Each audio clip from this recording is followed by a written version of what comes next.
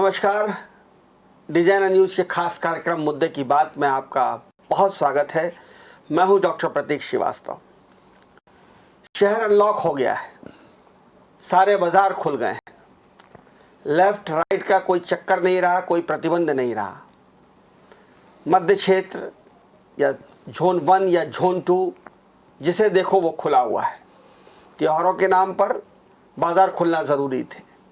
अर्थव्यवस्था को संचालित करने के लिए, अर्थव्यवस्था को गतिशील बनाने के लिए, अर्थव्यवस्था को सुचारू बनाने के लिए बाजार खुलना जरूरी है। प्रशासन ने कहा है कि बाजार तो हम खोल रहे हैं, लेकिन जनता को सावधान रहना होगा, जनता को सतर्क रहना होगा। जागरूकता की मानदंड बताए गए हैं, जागरूकता कसौटियां बताई गई हैं। मास्क पहनिए, सैनिटाइजर से हाथ धोइए और सोशल डिस्टेंस का पालन कीजिए। लेकिन क्या ऐसा हो पा रहा है? डिजाइनर न्यूज के पास ऐसे अनेक फुटेज हैं, ऐसे अनेक वीडियोस हैं, ऐसे बाजारों के अनेक दृश्य हैं जिसमें लोगों ने ना तो मास्क लगा रखा है, ना सोशल डिस्टेंस का दुकानों पर पालन हो रहा है। दूसरी तरफ दृश्य यह है कि बाजार खुल गए, दुकानें खुल गई हैं, भीड़ भी है, लेकिन दुकानदार कह रहा है ग्राहकी नहीं है। इसका मतलब यह है कि लोग यूं ही तफरी करने के लिए, घूमने के लिए बाजार में आ जा रहे हैं। और दूसरी तरफ अगर आप कोरोना के आंकड़ों पर निगाह डालें तो वो चौंकाने वाले हैं, डराने वाले हैं। हमारे संक्रमण की दर 7.5 से भी ज्यादा हो गई है। कोरोना सक्रिय मरीजों की संख्या 8,000 को पार कर चुकी है। 2,000 के करीब इस वक्त सक्रिय सदस्य हैं, सक्रिय मरीज है, संक्रमित मरीज है। उनकी संख्या 1900 और समथिंग है, लगभग 2,000 के करीब है। ये जो आंकड़े हैं कोरोना के, ये बता रहे हैं कि स्थितियां बहुत भयावह है। पिछले 9 दिनों में 1,000 से ज्यादा लोग संक्रमित हुए हैं, यानी 100 लोगों से ज्यादा लोग संक्रमित हो रहे हैं। अगर मैं पिछली रात की पिछली बात करूं तो 100-150 से ज्यादा लोग संक्रमित हुए हैं। ये आंकड़े मैं फिर कह रहा हूं कि डराने वाले हैं। और बाजार के अनलॉक होने के बाद 15 अगस्त के आसपास इन आंकड़ों को बढ़ने से कोई रोक नहीं पाएगा। मध्य प्रदेश के ही नहीं बल्कि देश के हालात भी धीरे धीरे बिगड़ रहे हैं, क्योंकि कोरोना लगातार फैल रहा है। और इंदौर में लगभग सभी अस्पतालों में आईसीयू इस वक्त फुल है। ऐसी स्थिति में जागरूक रहने की जरूरत है। और इसीलिए हमारे साथ आज यहाँ स्टूडियो में मौजूद हैं इंदौर के लोकप्रिय सांसद शंकर ललवानी जी। भाजपा के वरिष्ठ नेता हैं, बहुत अधिक मतों से वो पिछला लोकसभा का चुनाव जीते हैं। और जब से कोरोना का कहर बरप रहा है वे शहर में ही हैं। हर मोर्चे पर शंकर ललवानी को देखा जा सकता है। लगातार कोर ग्रुप के साथ वो प्रशासन के साथ बैठक करते हैं, व्यापारियों से बात करते हैं, उद्योगपतियों से बात करते हैं, वेबिनार कर रहे हैं, सेमिनार कर रहे हैं, लोगों के बीच में आ जा रहे हैं। यहाँ तक कि उनके परिवार के लोग भी संक्रमित हुए हैं। उसके बावजूद उन्होंने खुद को क्वारंटाइन रखते हुए, खुद को अलग रखते हुए भी लोगों की देखभाल की है। और इसलिए उनकी सर्वत्र पूरे देश में प्रशंसा हो रही है। लेकिन सवाल ये है, मुद्दा ये है कि खुलते बाजार, बढ़ता कोरोना कितना खतरनाक साबित होगा। इसी मुद्दे पर मैं उनसे बात करने के लिए हमने उन्हें स्टूडियो में बुलाया है। शंकर जी, आपका बहुत स्वागत है। धन्यवाद। शंकर भाई, आंकड़े तो आप मुझसे ज़्यादा बेहतर जानते हैं, मेरे पास बाद में आते हैं आंकड़े, पहले आपके पास आते हैं। ये जो स्थिति है ये खतरनाक हो रही है। पिछले 9 दिन में 1,000 नए मरीज आए हैं। इसको किस तरह से आप देखते हैं, किस तरह से आप लेते हैं? आपकी बात को मैं ये कहूँगा कि जब हम लॉकडाउन कर रहे थे तो आपने देखा होगा शुरुआती दौर में हमने बहुत धीरे धीरे अनलॉकडाउन शेयर करा। पूरे देश में इंदौर के अनलॉकडाउन को लेकर चर्चा होती थी, क्योंकि बाकी शहरों में या तो लॉकडाउन होता था या लॉकडाउन होता था। लेकिन हमने जिस प्रकार से शुरुआती दौर में धीरे धीरे करके उद्योगों को खोला, फिर जोन बनाए, शहर के अलग अलग जोनों को बांट के 3 जोन बनाए। उन जोनों में हमने शहर को बांटा जहाँ सबसे कम डेंसिटी कही जा सकती है, बाहरी क्षेत्र, ग्रामीण क्षेत्र, सबसे पहले वो खोला। और उसके बाद हमारा कोर क्षेत्र और ग्रामीण क्षेत्र के जो बीच का आता है, जिसको हम जोन नंबर 2 कहते हैं, उसको खोला, लेफ्ट राइट करके, ऑड इवन करके। और फिर अंत में हमने कोर क्षेत्र खोला। पर इस प्रक्रिया को हम धीरे धीरे इसलिए ले जा रहे थे कि हमें मालूम था कि कोरोना हमारे बीच में है, गया नहीं है। और जिस प्रकार से प्रोटेक्शन थी कि मरीजों की संख्या बढ़ने वाली है, वो भी हमारी चिंता का विषय था, लेकिन उसके साथ साथ आर्थिक पक्ष का भी एक चिंता थी। लंबे समय से लोग घरों में थे, व्यापार व्यवसाय ठप था, और एक लोगों की मानसिक जो स्थिति थी वो भी कहीं ना कहीं इस ओर थी कि अब शहर खुलना चाहिए और हमको इसके साथ जीना है, तो इसके साथ रह कर जिए, ये मानसिक स्थिति बन गई थी। तो उसी को देख के हमने, चूँकि जनता के प्रतिनिधि है, जनता की जो मांग है उसको प्रदर्शित करते हुए हमने लॉकडाउन किया। पर मैं फिर बता दूं कि शहर में एक तबका वो भी है जो टोटल अनलॉकडाउन के पक्ष में नहीं था, आज भी नहीं है। कुछ लोग ऐसे हैं जो चाहते हैं कि धीरे धीरे शहर खुले। आपने स्वयं कहा कि ऐसे हमारे पास फुटेज हैं जहाँ भीड़ है, जहाँ लोग मास्क नहीं लगा रहे हैं, जहाँ सोशल डिस्टेंस का पालन नहीं कर रहे हैं। आप खुद कह रहे हो, हम भी देखते हैं। पर ये हम सबकी अब सामूहिक जवाबदारी है कि जिस प्रकार से कोरोना के मरीज प्रतिदिन बढ़ रहे हैं, जरूर चिंता का विषय है, लेकिन ये चिंता तभी समाप्त हो सकती है जब हम सब इन सावधानियों को ध्यान में रखें। अगर कहीं हमसे चूक हुई तो निश्चित तौर पे इसके परिणाम भयानक हो सकते हैं। और जैसा कि मेडिकल लोगों की फील्ड के लोगों का प्रेडिक्शन है, उनका ऐसा मानना है कि अगर लोग सतर्क नहीं रहे तो जिस प्रकार देश के अन्य शहरों में लॉकडाउन करना पड़ा, जिस प्रकार देश के अन्य शहरों में मरीजों की संख्या एकदम बढ़ी। हम बहुत सारे शहरों के उदाहरण देते थे कि वहाँ बहुत अच्छा है, लेकिन आज वहाँ बहुत स्थिति खराब है। तो ऐसी स्थिति खराब ना हो, ऐसी स्थितियाँ नहीं आए कि हमको फिर किसी लॉकडाउन के ऊपर विचार करना पड़े। तो इससे सबसे अच्छा यही तरीका है कि हम सभी सतर्कता रखें और अनुशासन के साथ, संयम के साथ, जिस प्रकार इंदौर की जनता जानी जाती है और जनता ने करके दिखाया। इंदौर की जनता बहुत ही अनुशासित है, इंदौर की जनता बहुत ही संयम के साथ रहती है। पर इंदौर की जनता तो संयमित है साहब, नेता संयमित नहीं है। आप ये कहा जा रहा है, सबके बीच में चर्चा का विषय कि जो आपकी भारतीय जनता पार्टी के जो विधायक हैं, जो प्रतिनिधि हैं, जो कोर टीम है, कोर ग्रुप है, उसके दबाव में प्रशासन को अनलॉक करना पड़ा। और कई स्थिति ऐसी बनी कि कलेक्टर के पहले ही आपके यहाँ से आपके नेता फैसला सुना देते हैं कि अनलॉक हो जाएगा, सारे बाजार खुल जाएंगे, लेफ्ट राइट खत्म हो जाएगा। तो प्रशासन के स्तर पे तो ऐसा लगता है कि वो नहीं चाहता था कि अनलॉक हो, लेकिन आपका खास कर मैं साफ तौर पे कहूँगा भारतीय जनता पार्टी का ये दबाव था कि ये पूरा शहर खोल देना चाहिए। देखिए, जो विधायक जिनकी आप बात कर रहे हैं, विधायक हो, नेता हो, वो जनता के प्रतिनिधि रहते हैं, और जनता जो चाहती है वो क्षेत्र के विधायक और जनप्रतिनिधि हो, वो अपनी बात रखते हैं। जिला प्रशासन अपनी बात रखता है। जिला प्रशासन, जो प्रशासन के लोग हैं उनको बात ध्यान में रखना है। जिला प्रशासन को जो मेडिकल रिपोर्ट आ रहे हैं उसको ध्यान में रखना है। जिला प्रशासन को जो हॉस्पिटल की स्थितियाँ हैं उसको ध्यान में रखना है। जिला प्रशासन को जो मरीजों की संख्या है उसको ध्यान रखना है। तो एक जनता के प्रतिनिधि के रूप में वो बात करते हैं जिला प्रशासन से, और जिला प्रशासन एक मेडिकल जो फैसिलिटी देना है, जो प्रशासन को अपनी व्यवस्था देना है, उसको ध्यान में रखता है। तो कहीं ना कहीं ये थोड़ी बात जरूर रहती है कि जिला प्रशासन के सोचने के तरीके में और एक जनप्रतिनिधि के सोचने के तरीके में थोड़ा बहुत अंतर जरूर आता है। पर समन्वय नहीं है कहीं ना कहीं। आप नहीं, आप पूरे विधायकों के दबाव में और नेताओं के दबाव में अनलॉक हुआ है। आपके दबाव में अनलॉक हुआ है या नहीं, मैं सीधा जानना चाहता हूं। आपने आपके नेताओं के दबाव में, आपकी पार्टी के दबाव में अनलॉक हुआ या नहीं हुआ? 3 महीने जिस प्रकार से हमने लॉकडाउन करा, मैं खुद हर बैठक में मौजूद था प्रशासन के साथ। हमने बहुत ही सामंजस्य उठाया। हम जनप्रतिनिधियों की बात भी सुनते थे, प्रशासन की बात भी सुनते थे, मेडिकल की बात। तो धीरे धीरे हमने लॉकडाउन करा। पर आखिरी दिनों में जिस प्रकार लोगों ने ध्येय खोया, खास करके आर्थिक पक्ष को लेके। तो निश्चित तौर पे जनप्रतिनिधि जो हैं, जनता की आवाज़ उठाने वाले, उन्होंने अपनी बात कही।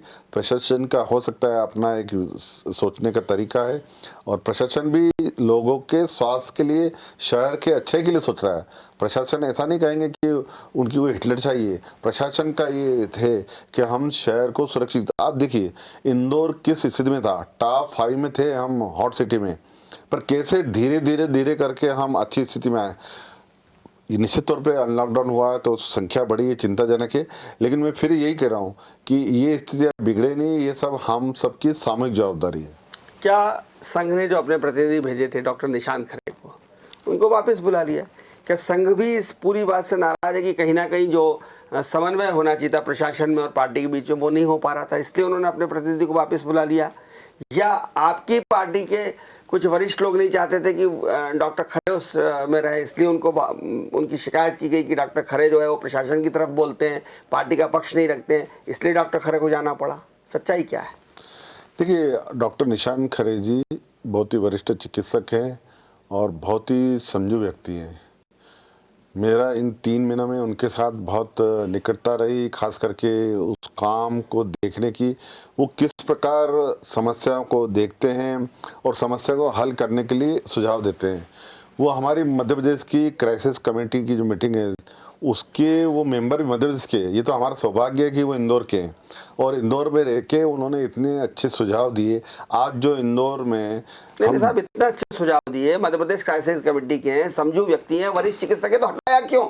मुद्दे की बात करिए ना। देखिए, मैं देखो, संघ के किसी हटाया या नहीं आ रहे हैं, या वो उनकी भूमिका, वापस बुलाया या उनकी भूमिका है, इसके बारे में कोई टिप्पणी नहीं करूंगा संघ के बारे में या संघ के किसी के बारे में। उसकी वो खुद ही स्वयं बताएंगे क्या है विषय। पर मेरा अनुभव बहुत अच्छा रहा, उन्होंने बहुत अच्छे सुझाव दिए और बहुत ही चिंतन के साथ वो शहर को खोलने में, शहर की स्थिति सुधारने में। मुझे ध्यान है जब पूरे देश में इस प्रकार का वातावरण था, उनका ही सुझाव था कि हम शहर को, हॉस्पिटल को 3 कैटेगरी में बांटें, रेड, येलो और ग्रीन, ताकि हमने देखा होगा बॉम्बे के एक प्रसिद्ध चिकित्सक हॉस्पिटल है, बहुत देश और दुनिया में फेमस है, लेकिन उसमें कोरोना के मरीज आने के बाद वो पूरा आईसीयू, पूरा हॉस्पिटल खाली कराना पड़ा था। 1 या 2 मरीज आने से वो पूरा हॉस्पिटल बंद करना पड़ा। तो उन्होंने पहले दिन से कहा था कि पॉजिटिव मरीजों को हम एक स्थान पर रखेंगे ताकि पूरा हॉस्पिटल खाली नहीं करना पड़े, सैनिटाइज नहीं करना पड़े। ये योजना इंदौर से चली।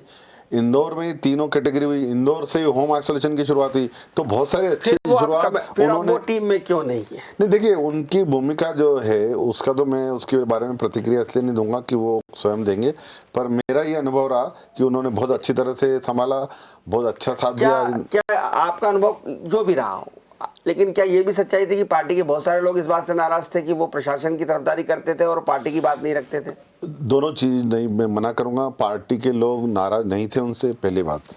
और दूसरी बात जो आप कह रहे हैं कि प्रशासन की तरफदारी करते थे, वो भी मैं इनकार करूंगा।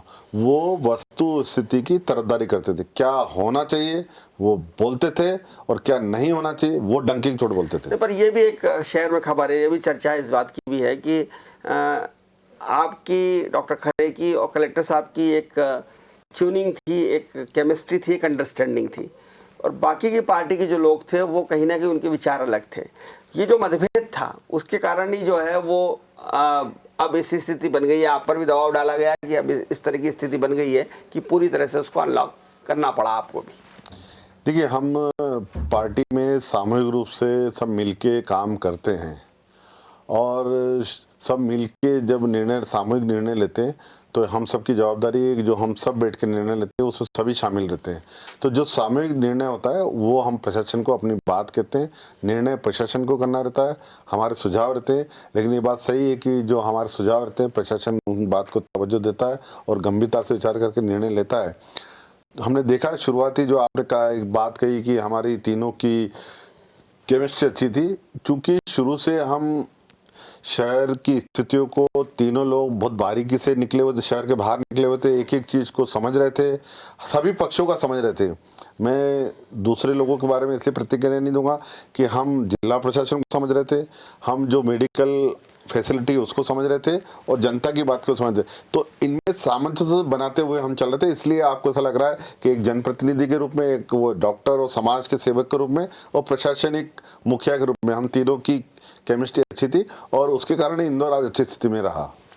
अभी दो बड़ी ब्रेकिंग है, ताज़ा ब्रेकिंग है। भोपाल से खबर है, नरोत्तम मिश्रा जी का यह बयान आया है कि अब जो बाजार हैं वो रात के 8 बजे तक नहीं खुलेंगे, 10 बजे तक खुलेंगे।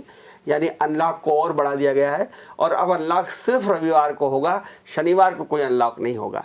तो अब मैं फिर उसी मुद्दे पे आऊँगा कि जिस तरह से आप अनलॉक किए जा रहे हैं, जिस तरह बाज़ारों की आप सीमा बढ़ा रहे हैं और शनिवार का भी आपने अनलॉक कर दिया है, तो क्या हम उस वापिस, आपको नहीं लगता कि हम फिर उसी दिशा की तरफ तो नहीं बढ़ रहे, खतरनाक आंकड़ों की तरफ, नंबर्स की तरफ? देखिए, हमारे इंदौर में तो वैसे भी रविवार को ही लॉकडाउन है पूर्णतः, शनिवार को नहीं था। शनिवार को नहीं था, लेकिन ये मध्य प्रदेश में भी अब शनिवार को नहीं होगा जी। तो दूसरी बात, उन्होंने 8 बजे की जगह 10 बजे का कहा है, मैं स्वागत करता हूँ इसका, और इसकी मांग भी थी। जब व्यक्ति 8 बजे की दुकान बंद करता है तो उसको 7 बजे से अपने सामान समेटना पड़ते थे, क्योंकि आधा घंटा बंद करने में लगता था, आधा घंटा उसको घर में जाने को लगता था। तो एक मेंटेलिटी थी कि 7 बजे बंद करना है। जो ग्राहक थे उनको ऐसे ध्यान में था कि हमको कैसे भी करके 7 बजे तक सब करना है। तो जो परचेसिंग का, जो खरीदारी का या मार्केटिंग का समय था वो कम मिल रहा था, जिसके कारण जो शाम, सवेरे और शाम लोड बहुत आ रहा था। और ये हमने कहा था कि इसको थोड़ा, जितना हम लोगों को ज़्यादा समय देंगे मार्केट में रहने का, वो कम संख्या में उनको समय स्पान ज़्यादा मिलेगा, और स्पान ज़्यादा मिलने के कारण जो दुकानों पर, जो शोरूम पर जो भीड़ लगती है वो कम लगेगी। ये उसका ही परिणाम है कि उन्होंने 10 बजे का कहा है। मुझे लगता है कि अब 10 बजे समय ज़्यादा मिलने के कारण अब लोगों का जो शाम के समय जो भीड़ ज़्यादा लगती थी वो कम लगेगी। बीच में जो कोरोना बहुत ज़्यादा फैला, उसमें नेताओं का भी बड़ा योगदान बनता है। सावेर में चुनाव के दौरान बहुत सारे, दोनों ही पार्टी में, किसी एक पार्टी, दोनों ही पार्टियों की सभाएं हो रही थी, बैठक हो रही थी, सम्मेलन हो रहे थे, आपके राजनीतिक कार्यक्रम हो रहे थे। आपको भी हमने घोड़े पर बैठा हुआ देखा। तुलसी सिलावट जी मंत्री हैं, वे भी संक्रमित हुए। प्रेमचंद गुड्डू जी संभावित उम्मीदवार हैं कांग्रेस के, वे भी संक्रमित हुए। तो क्या ये राजनीतिक सामाजिक गतिविधियां जो बढ़ गई, उसने भी कोरोना को फैलाने में अपना योगदान दिया? मुझे लगता है कि शहर में जन जागरण है और होना भी चाहिए ज़्यादा, पर ग्रामीण में चूंकि इतना कोरोना फैला नहीं था, और ग्रामीण का एक जो लाइफस्टाइल है, जीवन शैली है, वो एक अलग प्रकार की आत्मीयता रहती है, एक दूसरे से मिलने की, बात करने की, बैठने की, चबूतरे पे सब गांव वाले बैठते बात करते, तो वहाँ की जो जीवन शैली है वो अलग है। तो वहाँ जब हम जाते हैं तो एक ग्रामीण परिवेश में ढल जाते हैं। और ये बात सही है कि बहुत सारे स्थानों पर जो हमें सोशल डिस्टेंसिंग का ध्यान रखना चाहिए था वो उतना नहीं हुआ जितना होना चाहिए, क्योंकि वहाँ आत्मीयता रहती है, लोग इतने प्यार से मिलते हैं, बिल्कुल आके फिर ध्यान आता है कोरोना है तो पीछे हटते हैं, पर उत्साह है युवाओं में, बुजुर्गों में, आशीर्वाद लेने जाते हैं तो चरण छूते हैं। तो ये जो परिवेश है, जो हमारी संस्कृति है, संस्कार है, वो अभी है हमारे बीच में। अभी कोरोना हावी हुआ नहीं है, मुझे लगता है अभी हमें कोरोना को भी ध्यान में रख के आगे बढ़ना पड़ेगा। पर कोरोना चूंकि जब तक हावी नहीं होता है तब तक ये हमारी परंपराएं, संस्कृति और जीवन शैली वो अभी भी हमारे बीच में है। शंकर भाई, आपने एक बात कही कि जनप्रतिनिधियों को व्यापारी के प्रति भी जवाबदेह है, और व्यापारी उनको बताते थे कि अर्थव्यवस्था खराब हो रही है, घर चलाना मुश्किल हो रहा है, व्यापार व्यवसाय ठप हो रहा है। मैं निश्चित रूप से मानता हूँ कि व्यापारी भी आपके पास आते होंगे और दूसरे प्रतिनिधियों के पास भी जाते होंगे, वो भी कहीं आपके ऊपर एक सामाजिक दबाव रहा होगा अनलॉक करने का। लेकिन आपका दायित्व, आपकी जिम्मेदारी उस जनता के प्रति भी है जो कोरोना से परेशान हो रही है। तो क्या आप जनप्रतिनिधियों का और राजनीतिक दलों की जिम्मेदारी नहीं है, ये दायित्व नहीं है कि वो लोगों को जागरूक करे, बाजार में आपके कार्यकर्ता खड़े हों और वो कार्यकर्ता लोगों को समझाएं कि मास्क पहनना है? क्योंकि हम देख रहे हैं कि बाजार में बहुत सारे लोग बिना मास्क के घूम रहे हैं, यूं ही घूम रहे हैं, बिना बात को बाजार में आ जाते हैं, बिना काम को आ जाते हैं। तो क्या आपको जन जागरण आपकी पॉलिटिकल पार्टी स्तर पर नहीं होना चाहिए? जो आप कह रहे हैं जन जागरण की बात या लॉकडाउन की बात, हमको मरीजों की तरफ भी देखना है। आपने देखा वो शुरुआती दौर में जिस प्रकार शहर लॉकडाउन था, बहुत सारे व्यापारी संगठन नाराज थे, व्यापारी भी नाराज थे, लेकिन उनको हम कन्विंस करते थे कि जान है तो जहाँ है, हमारी प्राथमिकता स्वास्थ्य से लोगों का जीवन बचाना है। पर धीरे धीरे चूंकि बहुत लंबे समय से लॉकडाउन रहे, अर्थव्यवस्था डिस्टर्ब हो रही थी, तो हमने खोला भी। पर मुझे ध्यान है कि जिस दिन हमने पूरा शहर अनलॉकडाउन करा, मैं स्वयं पूरा दिन शहर में घूमा, जगह जगह पे रुका, लोगों को चेताया कि आप थोड़े दूरी पे खड़े रहिए, जो मास्क नहीं पहन के जा रहे थे वो मास्क पहनिए। लगभग मुझे लगता है कि हमने अलग अलग स्थानों पर 50,000 मास्क तो मैंने खुद नहीं बांटे। सफाई कर्मी हो, दुकानदार हो, गरीब बस्तियों में, खुद कई बस्तियों में गया। हम जनतंत्र चढ़ा रहे हैं। भारतीय जनता पार्टी के हमारे सभी वरिष्ठ नेता, सांसद से लेके विधायक से लेके पार्षद, सब पार्टी के सभी पदाधिकारी लगे हुए हैं, व्यापारियों में जन जागरण चला है। लेकिन ये जन जागरण के साथ साथ लोगों को भी अपने आप को जन जागरण करता है। मुझे ध्यान है, मैंने इस पूरे लॉकडाउन के दौरान लगभग 100 से ज़्यादा वेबिनार करे, और वेबिनार के माध्यम से जो 100 वेबिनार करे, मुझे लगता है उसमें एक एक वेबिनार में 30 से लेके 50, 60 से लेके 100 लोग थे। मैंने सबसे ज़्यादा जो वेबिनार करे वो इसीलिए करे कि भाई जो आप प्रमुख लोग हो, समाज के, व्यापार के, मार्केट के, आप अपने लोगों से किए कि ये जो समय है, इस समय को हमें बहुत ही सावधानी से साथ रहना है। तो ये जन जागरण का अभियान हमने चलाया, और उनसे भी मैंने कहा कि आप एक एक व्यक्ति 1-1 हज़ार से लेकर 10-10 हज़ार को प्रभावित कर सकते हो, आप भी करिए। बहुत सारे लोगों ने करा, लेकिन मैंने जैसे बताया ना कि अभी हमारे जीवन शैली में कोरोना के साथ जीने की जो पद्धति है वो अभी आना बाकी है। मुझे लगता है धीरे धीरे आ रही है, बहुत सारे लोग समझ रहे हैं, और कभी कभी तो लोग टोकते भी हैं, मैंने देखा है लोग टोकते भी हैं। लेकिन कुछ लोगों को ऐसा लगता है कि नहीं, कोरोना से कुछ नहीं होगा। तो मैं उनसे ये कहना चाहूँगा कि कोरोना अभी शहर से गया नहीं है, कोरोना के साथ हमें जीना है, तो वो सब सावधानियाँ रखना चाहिए जो बताई गई है। शंकर भाई, उद्योग खुल गए हैं, और अब बाहर जो लोग चले गए थे उद्योग बंद होने की वजह से, जो पलायन अपने गांव चले गए थे, अपने मूल गांव चले गए थे, वो भी लगभग एक सर्वे में पड़ रहा था कि लगभग 55% लोग वापस आ चुके हैं। 45% और आ रहे हैं, आ भी रहे। इंदौर में तो बहुत सारी स्थिति हो गई, उद्योगपति ने खुद ने गाड़ियां भेज भेज के बुलवा लिया है। अब वो स्थिति भी खतरनाक साबित हो सकती है, क्योंकि वो बाहर से आ रहे हैं, वापस आ गए हैं, एक तरह से फिर हम उसी तरफ, कोरोना की तरफ बढ़ सकते हैं। उसमें क्या सावधानी रखने के लिए आप बोल रहे हैं? देखो, उद्योगपतियों से हमने स्पष्ट कहा है कि हर उद्योग, हमने ये जो उद्योग खोले थे उनको दिशा निर्देश दिए हैं, स्पष्ट दिए हैं कि आप किसी भी उद्योग में जब कारीगर या कर्मचारी या जो भी काम करने वाला व्यक्ति है, वो जब प्रवेश करता है, उसको थर्मामीटर से और सैनिटाइजेशन और मास्क, ये 3 चीज़ें कंपलसरी करना है। और आपको ध्यान है, बीच में हमने कुछ उद्योगों को जांच भी की, उसके ऊपर अर्थदंड भी लगाया, 1-2 उद्योगों को बंद भी किया। उद्योग बंद करना, अर्थदंड लगाना, ये हमारा उद्देश्य नहीं है, लेकिन अगर कोई नहीं मानेगा तो हमें करना पड़ेगी। मुझे ध्यान है, शुरुआती दौर में जब हमने लॉकडाउन करा था, उस समय जो मास्क नहीं लगा रहा था, सोशल डिस्टेंस नहीं पालन कर रहा था, हमने देखा कि हमने नगर निगम ने उनके फाइन किए। लेकिन जनता की ये बात है कि अभी लोगों में उसको पहनने की, सोशल डिस्टेंस रखने की आदत नहीं बनी। उसका भी जनप्रतिनिधियों ने विरोध किया कि हाँ, तो फाइन उसका होना चाहिए। हाँ, तो हमने 1 सप्ताह के लिए, वो 10 दिन तक था, 10 दिन तक उस जो फाइन कर रहे थे उसको रोका, जनता की मांग पे रोका। जनता को ऐसा लग रहा था कि अभी हमारे प्रैक्टिस में नहीं आया, अभी हमारे आचरण में आया नहीं है। लेकिन हमने फिर जन जागरण अभियान चला, फिर नगर निगम ने, पुलिस ने समझाइश दी, लोगों को फूल भी बांटे, समझाइश भी दी।